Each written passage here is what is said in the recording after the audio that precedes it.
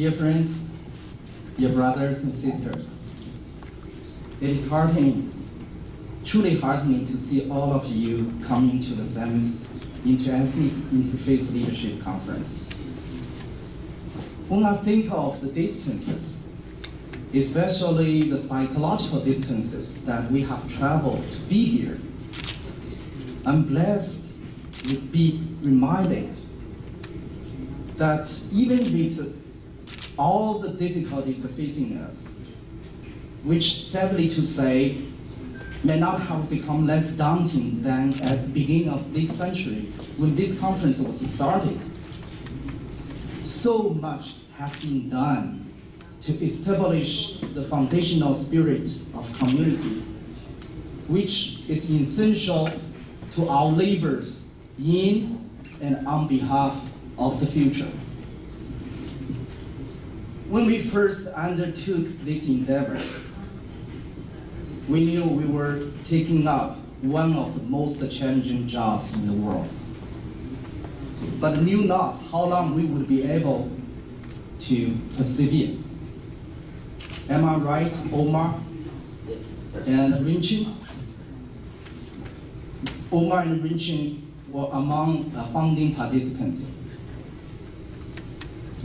12 years, 7 major assemblies and hard work in between should justly bestow us some pride. Looking back, my heart is filled with gratitude to the people of conscience and vision, like those at U.S. National Endowment for Democracy and the Taiwan Foundation for Democracy. Without their unwavering support, it is truly questionable whether we could have traveled so far as we did. Most importantly, the peoples and the groups that our participants represent here have never, in past decades, spared a single day in their struggles for freedom and dignity.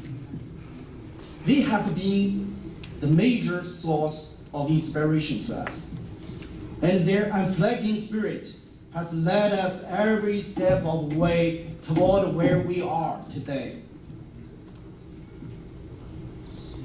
In our past conferences, in our work in between, we have been committed to following the principles of respecting for differences between ethnic, cultural, religious, and regional groups, embracing human rights as a universal value, uniting as one for the realization of our common democratic future, committed to nonviolence and overcoming evil with good. We have been committed to maintaining close communication, exercising tolerance and forgiveness toward each other, eliminating hatred, resentment, and misunderstanding, pursuing truth, accomplishing reconciliation, and loving one another. And we have been committed to mutual concern for the human rights situation and to offer necessary and timely assistance. I want to refresh every one of us with these principles, which arduously established should guide us today to move us forward together. Moving forward together is the theme of this assembly. A year ago, we had our 6th assembly in Los Angeles, which is not far from here. This past year experienced the Chinese regime's crackdown against various ethnic, cultural, religious, and political groups with greater frequency and increasing brutality.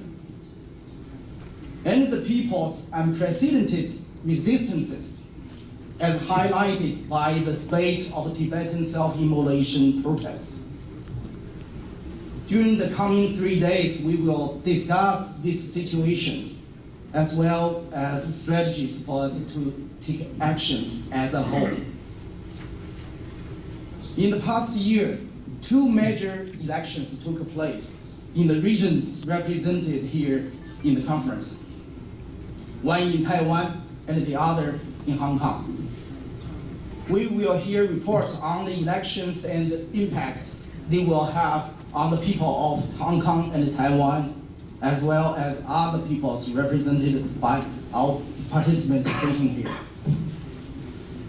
We will be privileged to hear the lectures by prominent professors, Barry Link and Xia Yeliang, from both universities, American University and Chinese University.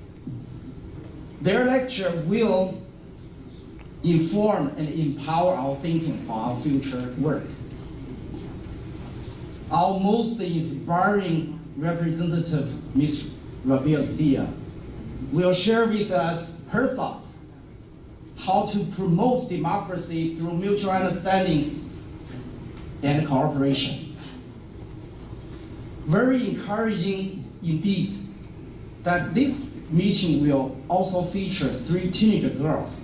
They haven't arrived yet, who will present a special report on their quest for freedom as second generation of Tiananmen activists.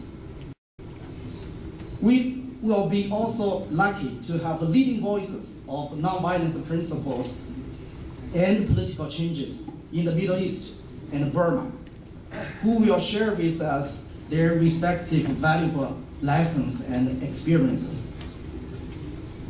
And I'm most thankful that His Holiness the Dalai Lama will meet with our participants. I believe every one of you is as eager as myself to hearing his teachings. Let's begin our program. Let this meeting lay groundwork for us to create strategies that will allow us to continue to move forward together. Thank you. Thank you very much.